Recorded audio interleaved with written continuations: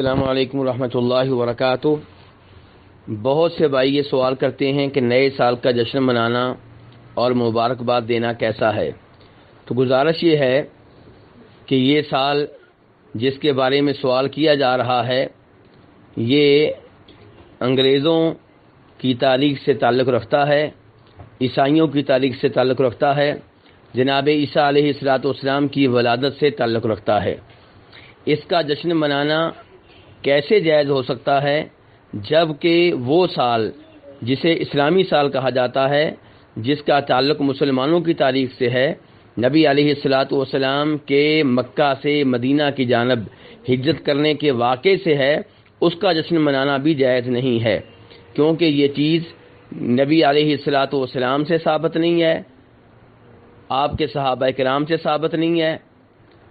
تو اس لیے اس چیز سے اجتناب کرنا چاہیے۔ اور جب آپ ہر سال اس کا جشن منائیں گے تو یہ اس کو عید بنانے کے مترادف ہوگا،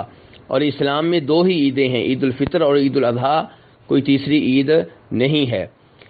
اور اس سلسلے میں ایک روایت طبرانی کی ذکر کی جاتی ہے جس میں آتا ہے کہ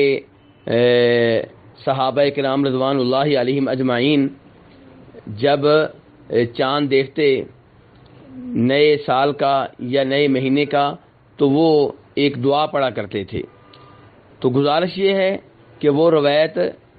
ثابت نہیں ہے، اسی لیے شیخ البانی رحمہ اللہ نے اسے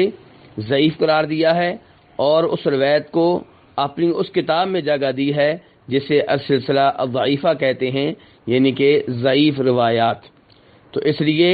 نئے سال کا جشن منانے سے اجتناب کیا جائے، اس کا اہتمام کرنے سے اجتناب کیا جائے، اور اس کا یہ اہتمام کرنا، جشن منانا